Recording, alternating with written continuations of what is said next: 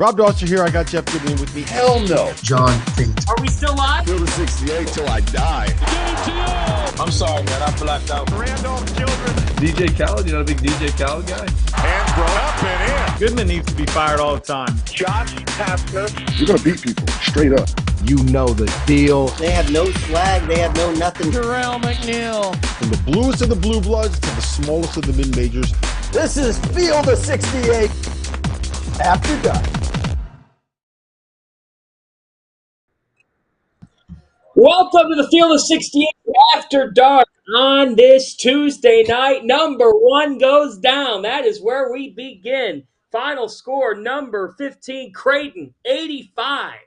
Number one, Connecticut, 66. I'm John Fanta. We've got John Henson here tonight. We've got Rob Dauster here tonight. So let's get right into it, gentlemen.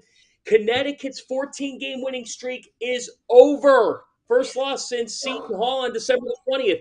The Creighton Blue Jays beat number one for the first time in program history. Just another milestone for Greg McDermott. And Creighton moves to 2-20 all time against top three teams. Hey, good news for you UConn fans. The last time Creighton beat a top three team, February 2018, they beat Villanova. Villanova went on to win the national championship. So, Rob Dauster, what is your immediate reaction to the Creighton Blue Jays handing the Connecticut Huskies only their third loss of the season? I was so impressed with what Creighton did defensively. I think everyone's going to talk about, Stephen Ashworth and the threes that they hit and the stuff that they were running and putting up 85 points on a UConn team that for the last 2 months has been a top three defense in college basketball, according to Bart Torvik.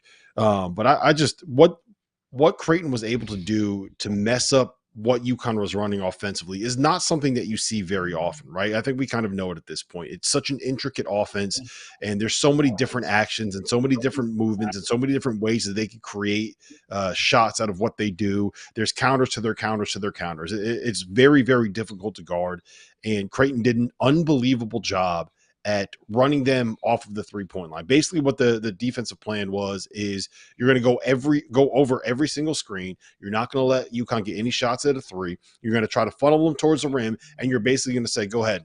We got Ryan Kalkbrenner at the bucket.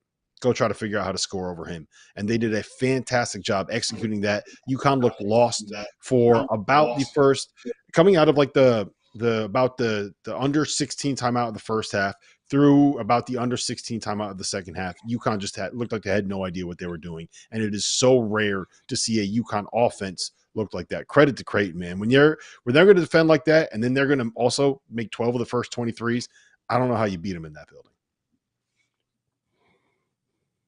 Henson, what happened?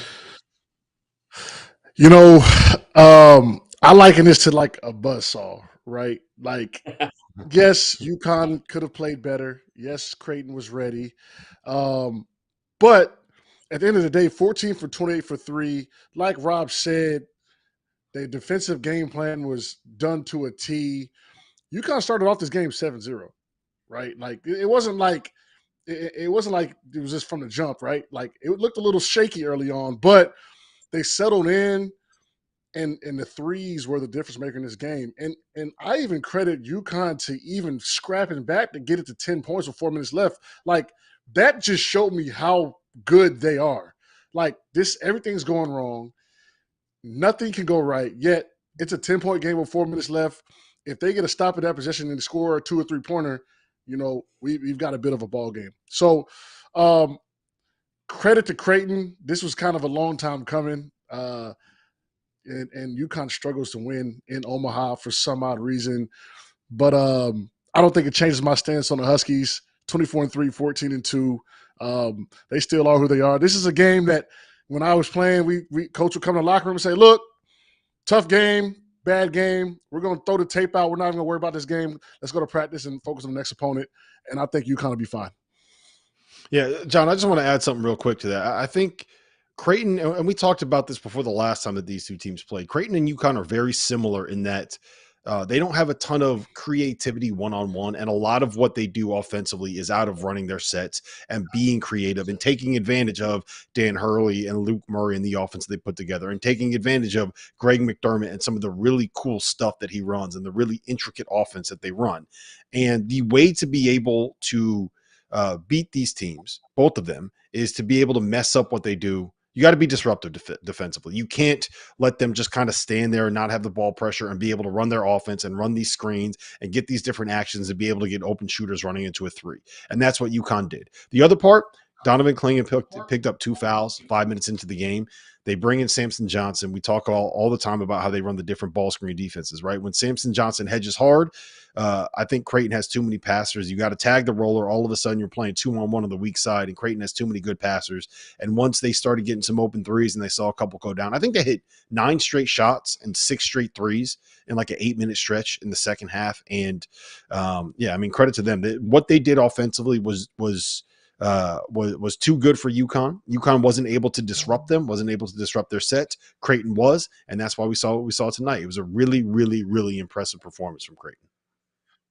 I was going to add to that too, Rob. I was going to say, I actually was sitting there thinking like Creighton looks like UConn offensively right now. Mm-hmm. How the ball was popping. There's energy in the ball. There's continuity. So they ran up against a Creighton team that's ready tonight. If they see them again, I'd be worried. I hope Creighton doesn't. I hope they don't have to see them again because UConn might have revenge on their minds and it might get ugly. Well, a round 3 in New York City at Madison Square Garden in a little over 3 weeks would be absolutely delightful. I did the first meeting between these two teams in stores, and UConn punked Creighton in that game. Creighton scored 48 points in that first game. 48 in the entirety of the game. They hit 48 early in the second half tonight. And I think this comes down to 3 things. Number 1, if you allow Cam Spencer or Alex Caravan to get cooking from the perimeter, you are in for a very long night. Because Newton's the head of this snake, and Clingan on the interior, foul trouble or not, at some point he's going to make an impact. And he did when Connecticut went on their second half surge. Creighton took away Alex Caravan and Cam Spencer's explosive ability tonight. They held the duo to 5 of 15 from the floor. 5 of 15 from the floor. John, you said that this was a mirror from the first game? Well, in the first meeting between these two teams, UConn held Shireman and Alexander to a combined 6 for 23 from the floor. So I just thought that was the first thing. Number 2, you go 14 of 28 from 3, you're going to beat just about anybody. And at the end of the day, the player that Stephen Ashworth was January 17th is not the player that he is now. He's finally figured out what Greg McDermott's asking of him, and it's a direct credit to McDermott and the job he's done. And number 3, UConn, over the last 2 months, has gotten used to punching somebody in the mouth, and they don't punch back. They don't punch back because there's a fear factor. The rest of the Big East, with the exception of Creighton, has a fear obstacle to get over. Creighton does not. What's Creighton's record against UConn now in Omaha? 4-0. What's their record against UConn all time? 7-2. So when Connecticut opened the game on a 7-0 run and an 11-3 run, it wasn't stop the fight. The fight was just beginning. And UConn got hit back tonight. They got hit back by a team. It was criminal that they were not in the top 16 reveal from the committee on Saturday. And in terms of bracket implications, you can bet your bottom dollar, Rob, that the Creighton Blue Jays are going to be a top 4 seed in March Madness. Yeah, that was a win that they I don't want to say they absolutely needed it, because we're talking about a team that was already a 5 seed. They were a 4 seed and are fielding the 68 bracket, and everybody knows how good this group is. But I do think that it says a lot about who this team is, that they can come out here and respond to that, right? Like we saw some struggles from Creighton earlier in the year. The one that stands out to me is the Colorado State loss on the neutral floor, where they only put up 48 points, where they kind of got down early and they couldn't really figure it out and get it going. Now, a lot of this, I think, has to do with playing in that building, right? When you have 18,000 people, half of them in blue, half of them in white, going absolutely crazy because the number 1 team in the country is in your building, like it's very easy to get the energy from that, and it's very easy to avoid having those letdowns. But it's not just playing in their building, right? It's not just because it was a home game for them. Creighton, I thought it was a great game plan. I thought it was fantastic execution. I thought they were the tougher team defensively. They got to all the loose balls. They got a little bit of luck because they were the one to get Klingon in foul trouble before Kalkbrenner got in foul trouble. And sometimes that's just the way the ball bounces. But I actually thought, and tell me if you guys think this is crazy, I don't think UConn played horribly, right? Like they struggled to get the shots that they wanted in the first half. I thought that defensively they were not as good as we've seen them in the past, but I don't think that they played 19 points worse than Creighton here. They deserve to lose, don't get me wrong, but I think this says everything about Creighton and what they can be on the nights when they shoot like that. And you know what? When you got Baylor Shireman and you got Stephen Ashworth and you got Trey Alexander and you got Mason Miller and you got guys they brought in Jason Green off the bench, who was a guy that was hyped up in the offseason. He has taken 2 threes all year, John. He hasn't made a 3 all season. He made 2 tonight. His first 2. When that happens, that's one of those ones where you're just like, all right, game's over. Let's pack this up. Nobody get injured. I don't want any sprained ankles. Nobody hurt your knee. Don't do anything dumb. Don't break your finger. Let's just get out of here uninjured, and we'll regroup. And we get Villanova and Seton Hall at home. And if we win both of those, then we're going to win at minimum a share of the Big East title. It's just one of those nights, man. It kind of is what it is. I don't know what you could say about it beyond that. Hey, look, college basketball's not a 7-game series, unfortunately. If it was, UConn would win the game, win the series, I think win the championship. UConn or Purdue. That's why it's the best sport to me. That's why it's not 7 games. 1 game, you get sent home. I think in a 7-game series, UConn wins 4-1, right? But unfortunately, that's not how it works. And Creighton showed us tonight, anyone can be beat, and I think that's just been a story of college basketball this year. Rob, we talk about Dan Hurley, and you're right, John. It has been the story of college basketball this year. We talk about UConn, their offensive evolution, philosophically, and then what's happened on the floor. They were a team early on under Hurley. They're just going to win a bar fight over you. They're going to be physical. They're going to get up in you. They're going to defend at a high level. They still do that when they're at their best. They defend at a high level. But, Rob, they've shifted to getting a point guard who can facilitate, and Tristan Newton can score quite well. And I know you got into this a little bit on Newton and how UConn may need that scoring ability, which I know you'll get into here. But to me, the way that this program's taken off over the last 2 years has been their ability to space the floor and have multiple guys where you say, shoot, we can't leave him. And I just thought tonight, Creighton's ability to track the shooters. I mean, after the first 3-4 minutes of the game, have you seen UConn's offense actually get that type of resistance from the other team in the last 2 months? Not to the level we saw tonight.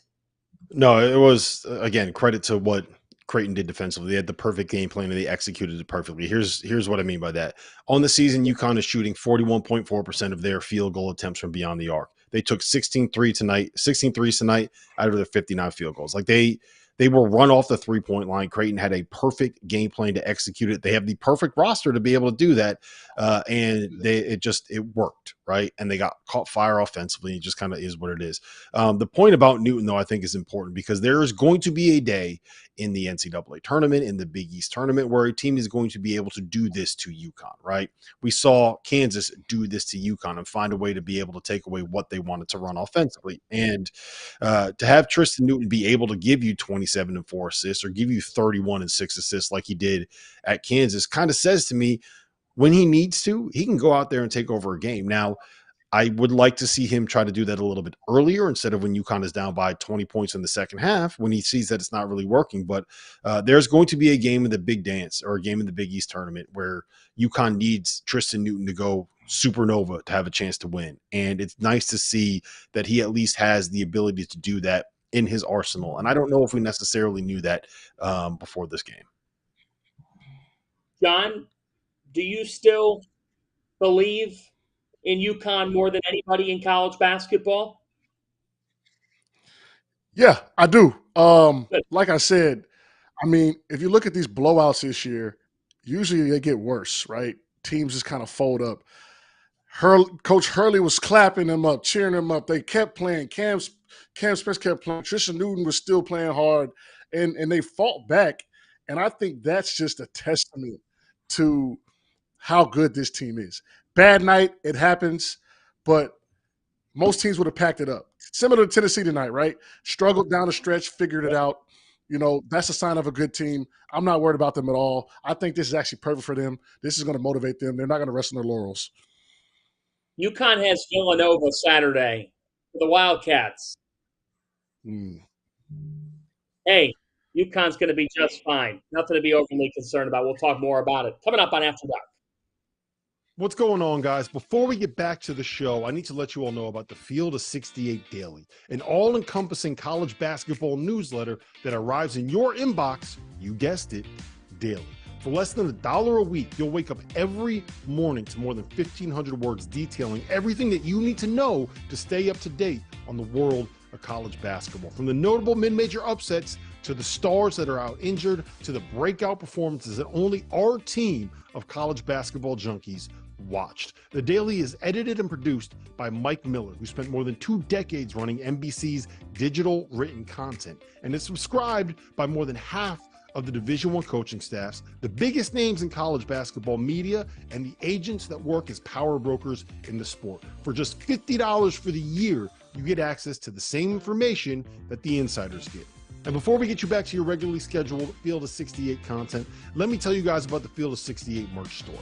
Head over to fieldof68.shop for officially branded Field of 68 apparel. Whether you're supporting your favorite team in the student section or from the couch, there is no better way to gear up than the latest from the Field of 68. The best thing I can say about our merch is the quality of the product. Anyone that has ever worn a t-shirt knows how frustrating it is when the neck gets all stretched out and the bottom of the shirt starts looking like the bottom of bell-bottom jeans. And there's nothing worse than a hoodie that loses its snugness that makes it such a perfect way to stay warm during the cold winter weather. Whether you're shopping for yourself or for the college basketball fan in your life, everything you need is at the fieldof68.shop.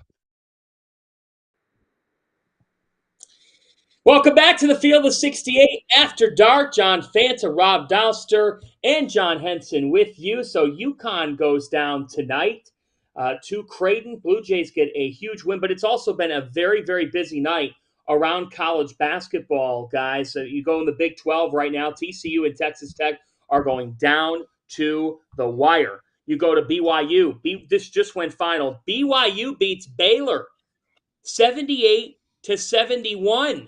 So the Cougars get a big win. They get revenge on the Bears. To me, Rob, that just went final. That's a big win for Mark Pope, who his team was picked in the basement of the Big 12, and they pull out that victory over the Baylor Bears. Yeah, the Marriott Center is kind of like playing in Omaha, where you're going to have 22,000 people that are going to pack that building. They're all going to be wearing white. They're all going to be screaming at you. They're all going to be mean. They're all going to be calling you names.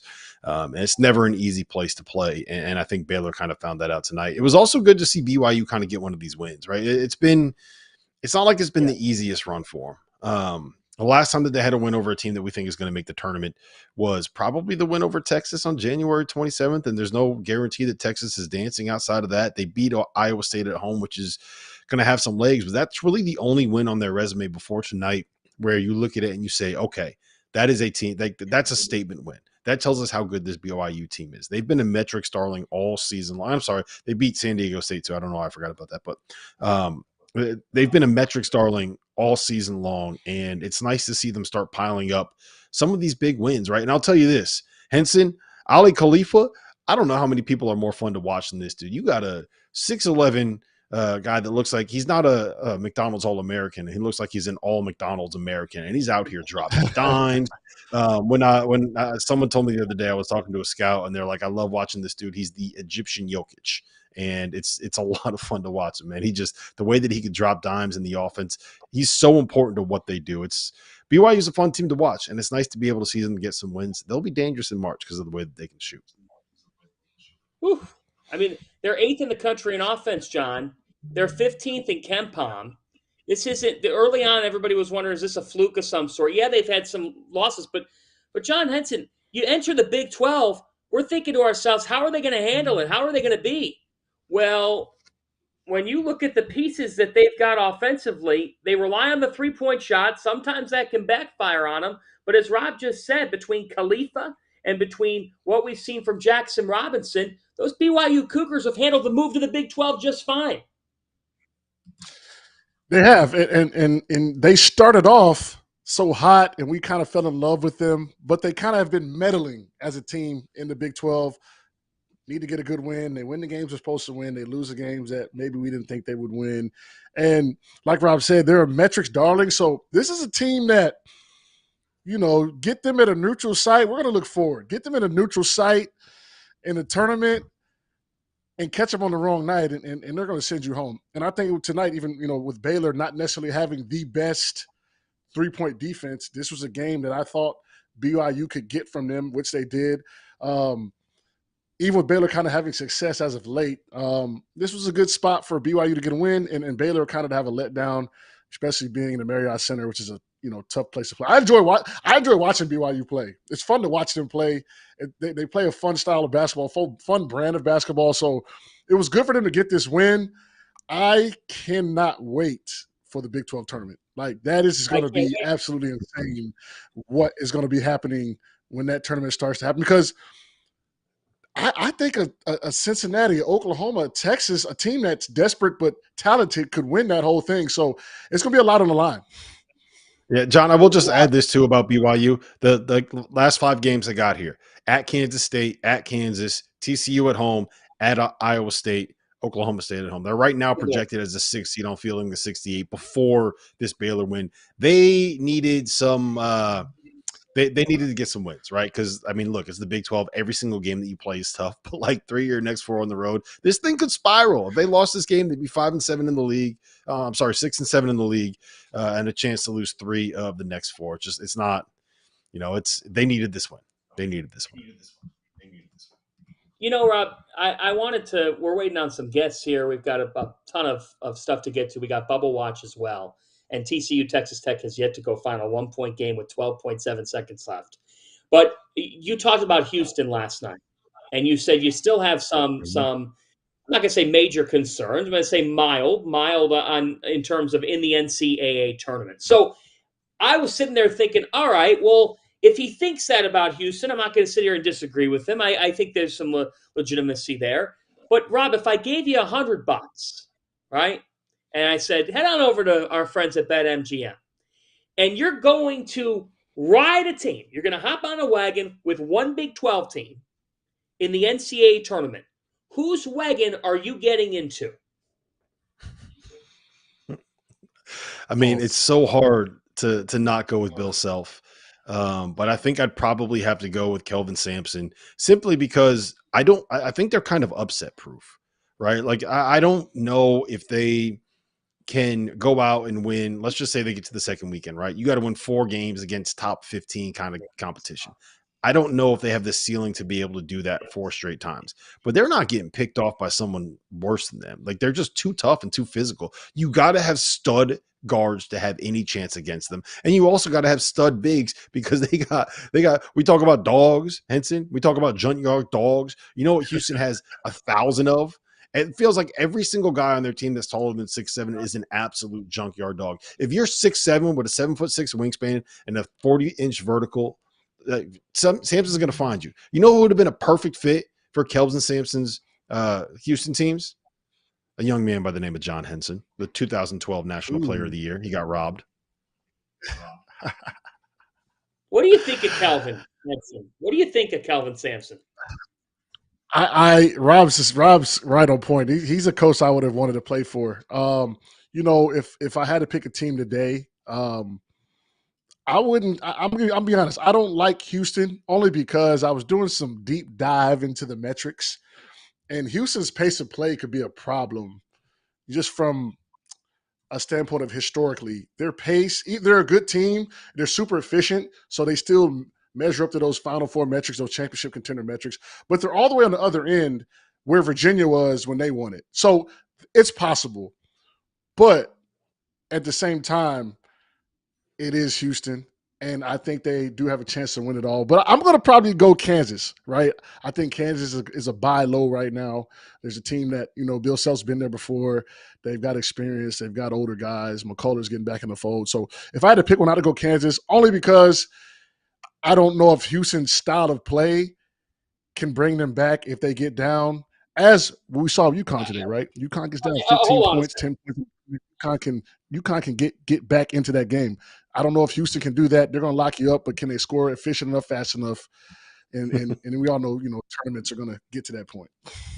I'm sorry. Fanta, you okay? No, I'm not. I'm watching Texas Tech complete a win over TCU, okay? There are students who just ran out of the court. You just beat I thought they unranked lost. TCU. I thought they lost. I thought they lost, John. I was like, no, not my parlay. No, Texas Tech won the game. You beat unranked TCU. Lubbock, I think your fans are fantastic. Creighton, court storming, number 1 and 114 in a row. I'm not going to sit here and object. It looked like a party there. Texas Tech students, you don't storm the court for beating an unranked TCU team. That's ridiculous. I've never heard of such a thing. By the way, the game ended. Texas Tech wins by 1. Just went final. TCU was trying to foul. The officials did not signal anything with like 1.8 seconds. Game goes final. So Texas Tech wins 82-81. Red Raiders had lost to Iowa State and obviously blown out Kansas. And they end up beating TCU 82-81. We've got Stephen Ashworth. Yes, we do. From Omaha, who's joining us now after his Creighton Blue Jays have taken down number 1 Connecticut tonight, 85-66. Stephen was on a heater tonight, folks. 20 points, 7 rebounds, 3 assists, 6 of 14 from the floor to lead the Blue Jays. Stephen, we talked before the season, and you said you wanted to raise the bar. You wanted to try to fight for a Final Four, do something magical in March. When I see you surrounded by that sea of fans tonight, has it hit you yet of how magical this scene was tonight in Omaha and how much this was the reason why you're a Creighton Blue Jay for a night like this? Yeah, I mean, I think it's going to take maybe a few hours to hit me of how special it was, but the crowd, the energy, the atmosphere, the court storming, obviously, it's always a debate of whether we should or shouldn't, but it's the first time in Creighton history, and they've won 14 straight. They've been the pinnacle of basketball the past few weeks, and so really proud of the team and just the camaraderie and the way that we played tonight. And you're exactly right. This is why I became a Creighton Blue Jay. I wanted to play in big games like this. I wanted to play in national televised games and kind of show the world what I can do, what our team can do, and I think we did that tonight. Steven, I say this as a UConn fan. You beat number 1. Get on the court. Let your fans go celebrate it. It's fun. We're here to have a good time, right? Yeah. Last 7 games, I don't know if you know this. Last 7 games, you are averaging 17 points, 5.2 assists, 4.5 rebounds, and shooting 42% from 3.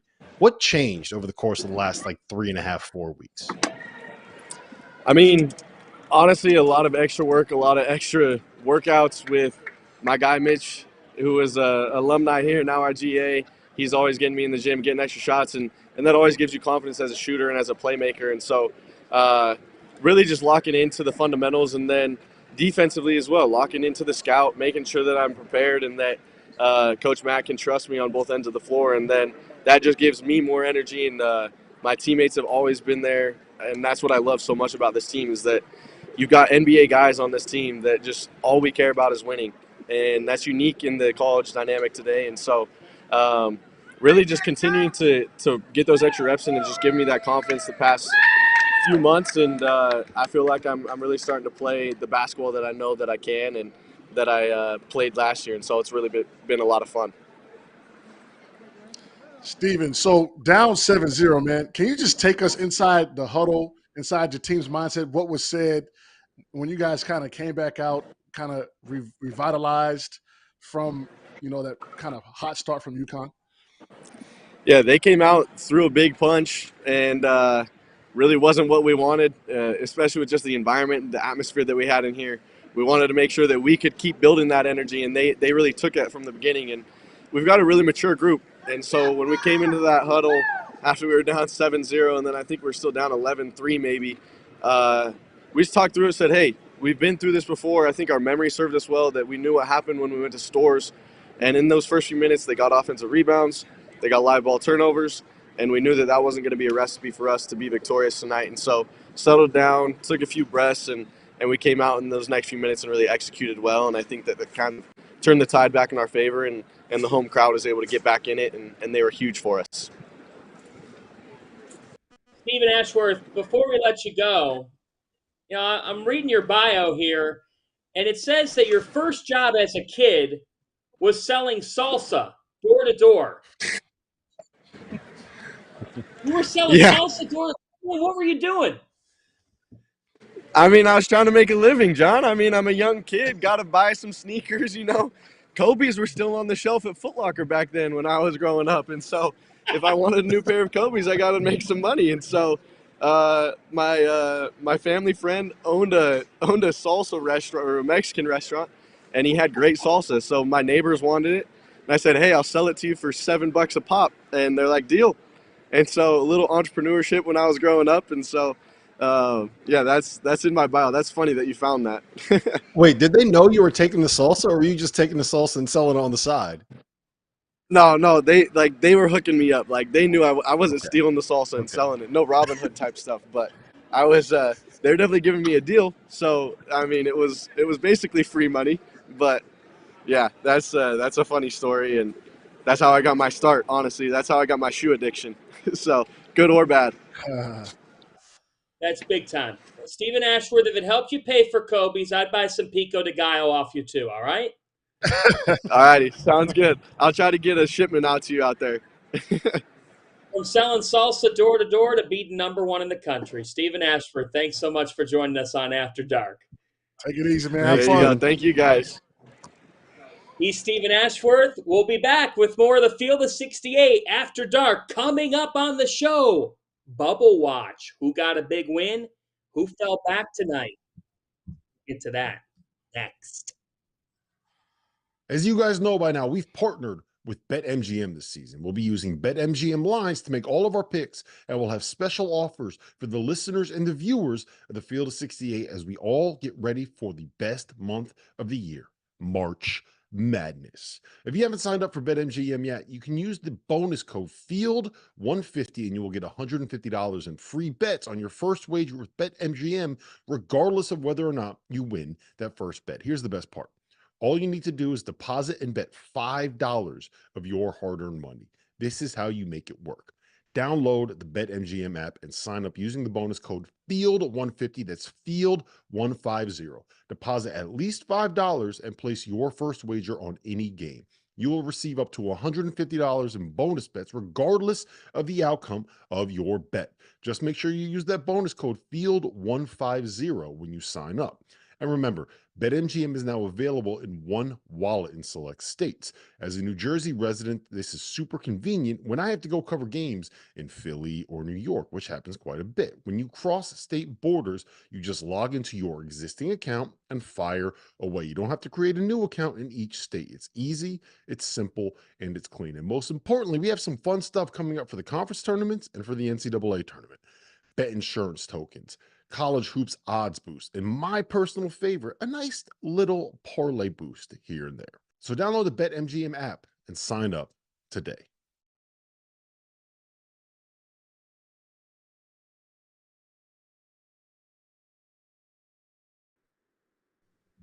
It's now time to break out the bubbly because we've got Bubble Watch. With less than 4 weeks to go from Selection Sunday, I've got John Henson and Rob Dauster cracking up. And we've got a situation tonight in East Lansing that made John Henson pretty fired up because in East Lansing, your final score tonight, the Iowa Hawkeyes 78, a Michigan State team that had won 8 of 10 and 13 of 17, 71. Spartans lose. They're 17-10. Iowa in the last 4 days, they've notched 2 quadrant 1 wins. Good for them. Good for Fran McCaffrey. They had 0 before Saturday. But John, I've got this question. Is Michigan State now one of the sport's biggest disappointments and one of the most frustrating teams here this season? Yeah, they're the most enigmatic team in the sport. I mean, you don't know what you're going to get. You don't know who you're going to get it from. You don't know how you're going to get it. And let me tell you something. Vegas made them 10-point favorites tonight, fellas. Vegas doesn't even know what to do. That should tell you something about how crazy this Michigan State season has been going. Vegas made them 10-point home favorites against Iowa, and they lost outright by 9. So we're not the only ones that's confused. This team is dangerous. I don't think they go anywhere, though. It's just too much. It's too much. I really don't understand it. When I see the games, I see the scores, it confuses me. I'm going to relent. I don't want to pile on. I'll let Rob have it. I've never seen anything like it. I mean, seriously, because the talent is there. You got Malik Hall, Akins, Hogarth. I mean, their top 4 guys can play with anybody in the Big Ten. Yeah, and here's the problem, guys. Here's the problem. So they got their top 3 is Malik Hall, AJ Hogarth, and Tyson Walker, right? And tonight, those 3 combined for 47 points on 19 for 40 shooting from the floor and 6 for 11 from 3. They had a combined 13 assists and just 5 turnovers. And they lost at home to Iowa? When those 3 guys got off and played well and played efficient and put up good numbers, like that's the thing that gets me, right? We know they're not great on the interior. We know that they have big guys that are probably shouldn't be playing starters minutes in the Big Ten. They need to upgrade the front court. I think that's obvious. I don't feel like I'm taking a shot there. But when you have your top 3 all play well and you still play a game, and look, I know the final score was 7, right? It was 78-71. This was like a 15-point game for most of the night. They were down by 12 at the half. That can't happen at home against Iowa. Like, wire to wire. It's not good enough. But I will say this, because I'm Mr. Positivity, right? I just watch my team get blasted on the road. I don't need to be negative. I don't need to be talking down to people. So I'm going to be Mr. Positivity. Iowa, back-to-back games where they landed a quad 1 win. They are now 7-10 against the top 2 quadras. They have 1 bad loss, but here's what they got coming up. At Illinois, Penn State at home, at Northwestern, Illinois at home.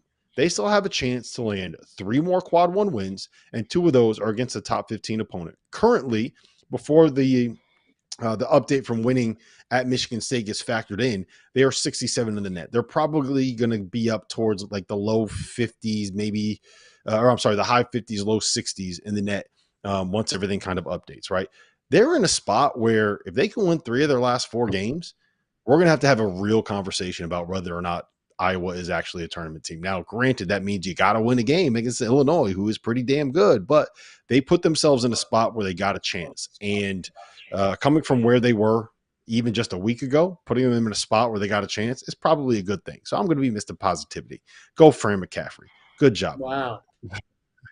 Hey, Ben Krikke was great tonight. He had 18 and 14. Peyton Sanford had 22. Look, for Iowa, they're still alive. They need to beat Illinois once in that stretch. We'll see what they can do. I'm going to make a prediction right now, even though we haven't gotten into our vaulted prediction. Second round game in the NCAA tournament, 1 versus an 8 or 9. Connecticut in Brooklyn will play Tom Izzo in Michigan State in the second round of the NCAA tournament. There's my prediction.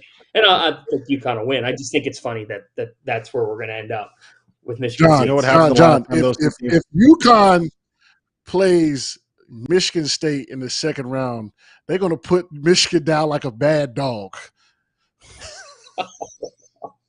All right. Wow. Absolutely sending the Spartans to a funeral in Brooklyn. Let's go to the main line, where tonight Villanova welcomed in Butler. Now, our Fielding the 68 crew, the bracketologists, they're very, very smart people. Villanova is in the first 4 out, entering the night. Also entering the night, as for Butler, they were a 10 seed in our latest bracket. So not totally danger time, although it starts to feel like that now. Butler's lost 4 of their last 5 games. Final score, Villanova 72, Butler 62. Rob Dauster, are you going to the register and buying a little bit of Villanova product? Not yet. They have UConn on the road on Saturday, then Georgetown next Tuesday, and then they have Providence on the road Seton Hall on the road, and Creighton at home. They still have 4 more quad 1 opportunities, and they have a chance, kind of like Iowa, to be able to put together a resume that'll get them into the dance. That Texas Tech win back in November has aged really well. That North Carolina win has aged really well. The win over Memphis, not as much, but you still have 4 quad 1 opportunities. And I think that if you're in a situation that you're on the bubble, that's kind of what you want, right? You have the opportunity to play yourself in, the ball is in your court. The problem, 3 of those 4 are on the road, and the other one is against the Creighton team that just beat the number 1 team in the country by 19. So, like, good luck with that, man. Like, this is, if you're Villanova with this much talent, I don't think it feels comfortable saying, hey, you know what? We probably got to win 2 really, really difficult road games and or beat Creighton in our building to have a chance to get to the NCAA tournament. Henson, I watch Villanova and I sit here and say, like, I see it. I see the talent. How is this team on the bubble? Yeah, they lost 7 out of 9. That's what killed them. That 7 out of 9 stretch where they kind of faltered is why they're going to have to probably, I don't know if they're going to beat UConn coming off this loss for them, but they're going to have to steal, I think, 3 out of 5 somehow, some way. Maybe 4 out of 5. I don't think they get 4 out of 5, but they're going to have to steal some games for them to get in due to that bad stretch. Henson, the Hornets aren't going to go into Gamble Pavilion on Saturday for game day after this loss and win, okay? I don't even know if the Lakers win. Nobody wants to go into that building on Saturday. It's going to be – and you know what else? How lathered up those UConn students are going to be? With Gus Johnson. If they lose to Georgetown, I mean, it's a wrap, right? Like, these become must-win games coming down the stretch. So it's going to be a tough road for them. But if they have the mettle to do this and win some of these games and steal some games and maybe perform well in the tournament, I think they'll be fine and they'll get in. But that's a tall task. This is not the Pac-12. This is the Big East. So that's asking a lot. Let's turn to Wake Forest. We go in the ACC. And in the ACC tonight, Wake Forest beats Pitt. Pitt, where were you? Where were you, Pittsburgh?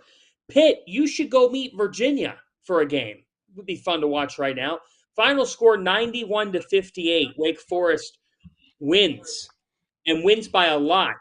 And for a team that was on the bubble this time of year, Rob, margin of victory can only help. Steve Forbes' team is right around that conversation. They're 17-9, and they got a balanced attack tonight. 5 guys in double figures. Yeah, they're 21 in KenPom. They're a little bit lower in the net. And they don't have many great wins. That's the big issue with their resume right now, is that they have beaten Florida at home. And Florida right now is right at, I think they're 29 in the net, which means you take one bad loss, you're playing at Alabama coming up here. You take one bad loss, you get smacked at Alabama, and we're looking at a situation where they fall outside the top 30. All of a sudden, that's not a quad 1 win. It says a lot of things about the way that we use the quadrant system and the way that we group, that something like that could change a team's fortunes. I think it's pretty dumb, but I do think it's important to note that after this win, you get Duke at home. I think if you're Wake Forest, you have to win that. To me, that is kind of the situation where it's like, all right, you want to get into the NCAA tournament, you got to get in there. And here's my vaulted challenge to you, Fanta, the vaulted app, VLTED. I think Wake Forest gets that win on Saturday night. I think Duke comes into that building and they run into the buzzsaw. We saw John Henson's buzzsaw earlier, right? I think Wake Forest finds a way to get that win, and that gets them into the NCAA tournament. That's my vaulted challenge. That's your vaulted challenge. Go ahead, honey. I was going to say, this is just an eye test. Wake Forest looks the part of a tournament team. They look the part of a good team. I know they haven't got many wins, and I know, stuff like that, and we see these numbers and these analytics, but this is where you need to just watch basketball. And if you watch this Wake Forest team play, they're a good team. They're better than a lot of people see, than a lot of people think. And, maybe Duke will be the chance for them to show the world that they can actually come in and win a tough quad 1 game. But from a perspective of just watching as a hooper, Wake Forest is good. So I hope they make the tournament, because they could definitely beat somebody that they aren't supposed to beat or aren't necessarily expected to beat. Look, they've got the 4 Q2 wins. They have no bad losses, so they're in it. They need that game Saturday night. If they can get that and break through, Steve Forbes deserves it. He works his butt off. He's helped transform that program. He's helped bring interest back. Great fan base down there at Wake. Now they're feeling good about themselves, and they hit the portal well, and they were able to do it well enough to get where they are today. That's Bubble Watch. Coming up, Jeff Goodman is somewhere in the mountains. This is After Dark. Big news, guys. I am thrilled to announce that we have partnered with Autograph, a company founded by the GOAT himself, Tom Brady. The Autograph fandom app gives you access to the best college hoops content, fan contests, and exclusive rewards like discounted tickets, all for doing the things that diehard fans like you already do, following your favorite team in the news and listening to podcasts just like this one. When Tom, and yes, I am calling him Tom, we're on a first-name basis these days, co-founded Autograph, he had one mission in mind: change the fan experience for the better. It works like this. You get all of your college hoops content you want in one place. You get articles from your favorite writers, pods from your favorite hosts, contests from your favorite creators, all on the feeds and the sites that you already enjoy. But instead of having to go to all these different places, it all comes to you in one spot, the Autograph fandom app. But here's the best part. The more content that you consume, the higher you rank in the app. As you consider the level up in status on the app, you can unlock unique rewards curated exclusively for you. So download the free Autograph app in the App Store and use the referral code F68, that's F68, or tap in at the link in the description below or in the podcast app of your choosing to start earning points for doing something as normal as listening to this very podcast. It really is that simple.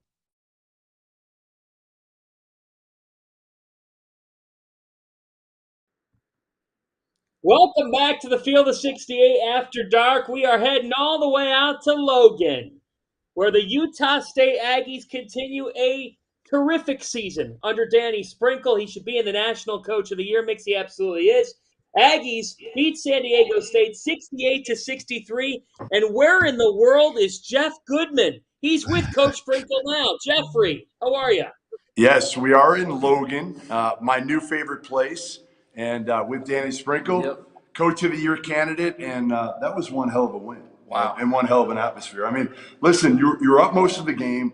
San Diego State comes back, which you knew they were going to come back, right? Yeah. And Darius makes a huge three off an offensive rebound with 1 second left in the shot clock. Yep. It was kind of a Hail Mary a little bit. Yes, it was. And it went in. We'll take it. How big was this win for your program, for this team? It was huge because our respect for San Diego State, everybody in the country knows how good they are. And, coming off a loss and having our back a little bit against the wall, and still, people still don't believe in us. And we still have a chip on our shoulder.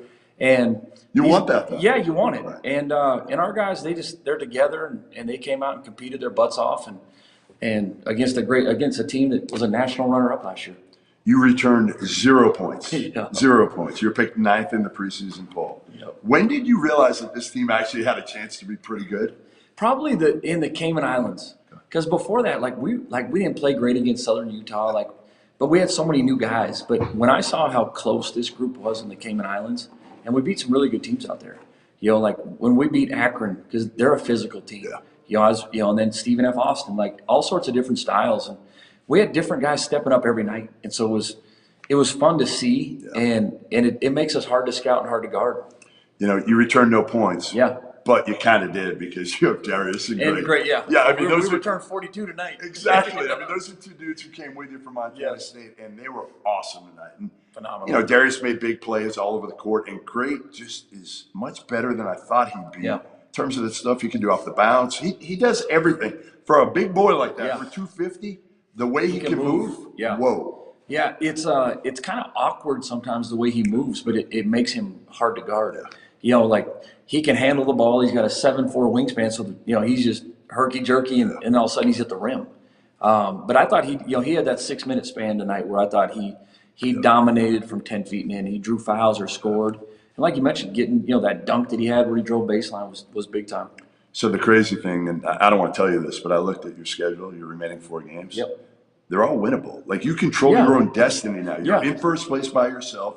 I know as a coach, you don't want to look past Fresno, but you look at it. How crazy is it that you're looking at controlling your own destiny right now in year one in the Mountain West, which the league is unbelievable right now. Yeah, it is. It's I stopped looking ahead at who we're playing because it gets demoralizing in this league. When you look at we got San Diego State and you got Colorado State, you got Nevada, you're at Air Force, like it's brutal. And but we have to, like I told our guys, we didn't win the championship tonight. Like we have to continue to get better. Yeah, I thought we were a little careless with the ball at times tonight and stuff we got to clean up.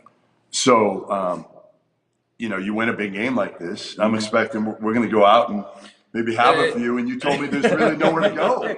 No. Like, where are we going? You're going to have to come to my house, man. You're going to have to come over. You're going to have to come on over. You're no always bars. invited. There's no bars in Logan. That's what you're trying to tell me. Yeah. I don't think so. Like, I haven't been to – I go home. You know who could never live here? Who? Rob Dauster. Yeah, Rob, hey, but we still got to get you to a game, Rob. Come to the game. We'll send you to Salt Lake to a bar, but you got to come to a game. All right. That does it. We'll send it back to the boys, and they can pick up on Rob Dauster crying right now because of UConn's loss at Creighton tonight. Hey, and I know there's a former Aggie at UConn or at Creighton tonight. So hopefully he had a game. Did he? Hopefully he made about 10 threes. He's a good kid. Yes, he is. All right, back to you, boys. And thank you for joining us tonight. And can I just say for the record, Fanta, I've been to the Spectrum. I've been to Logan. I went to a game in the Wild Bill days. I did the I believe that we can win chant. I did all of the student section stuff that made Utah State special. Yeah, I've been there, man. I got the videos. I'll show you. I didn't wear one of the Wild Bill costumes. We're saving that for Goodman, but I've been there. I promise you, Sprink, I've been there, man. Hey, did you go to a bar when you came here?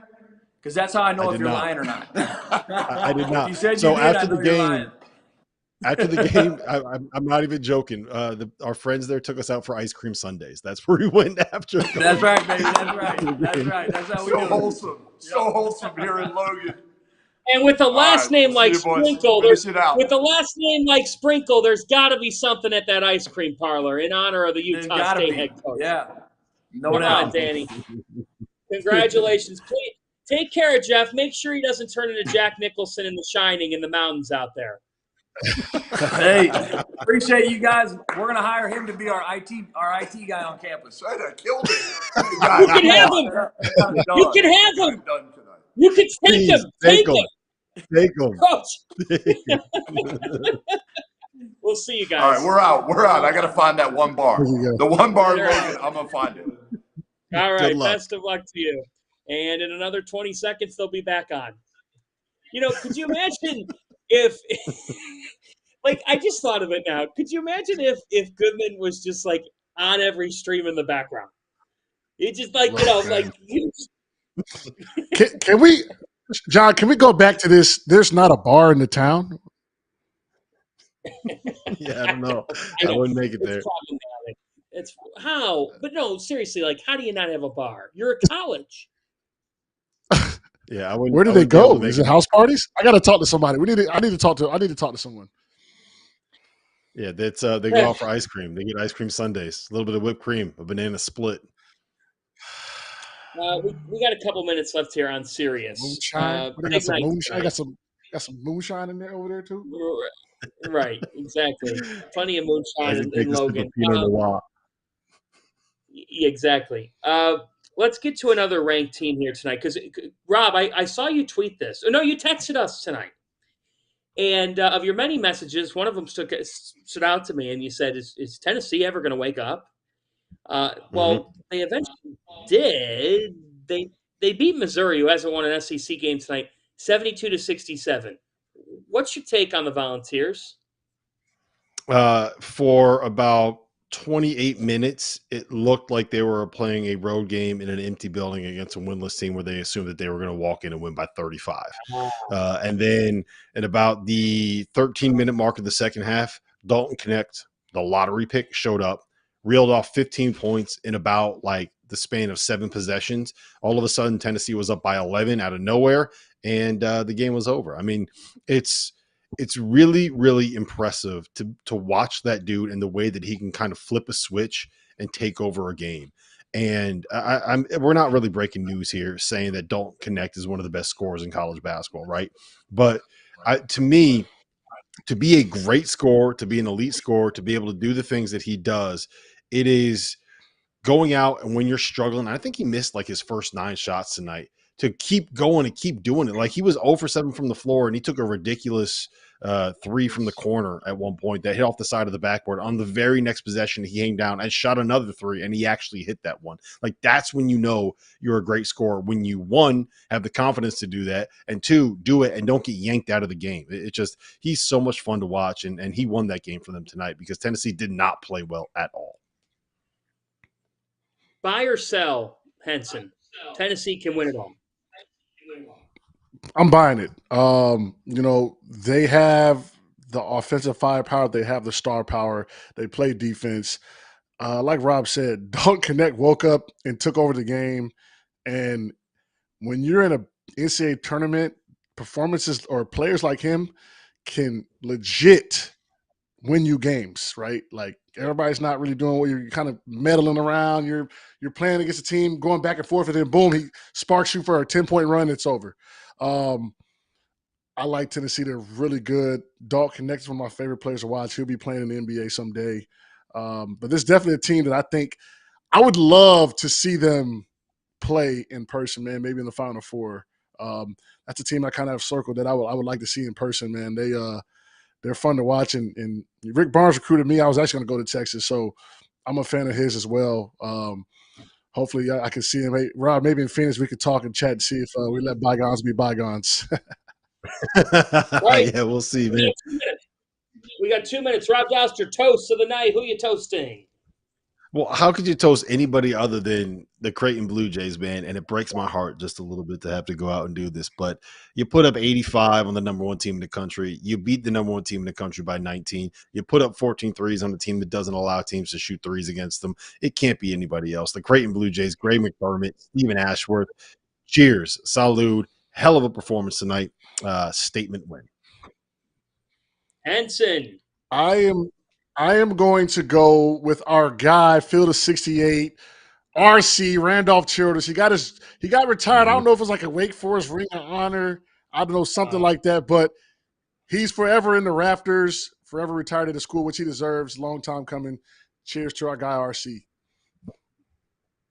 Cheers, Randolph Childress. We love you, RC. Yes. Congratulations. You know what? I'm going to cheers a team. I'm actually going to cheers a coach that we have not talked about tonight, and a team that I think is flying under the radar. Red Autry. I think he's done a nice job in year 1 at the helm at Syracuse. And tonight they went on the road to NC State. They were an 8-point underdog. They won 87-83. They got 26 points from Chris Bell. He shot 8 of 10 from 3. Dude was hooping. And Quadir Copeland had a big game with 25. I'm telling you what, not a tournament team this year, but Red Autry has things going in the right direction there. That's a nice result for them. But we're all toasting Creighton. That scene in Omaha is everything college hoops stands for. And the Blue Jays, for the first time ever, can say this. They beat number 1. UConn comes down. This is what After Dark's all about. We'll see you tomorrow.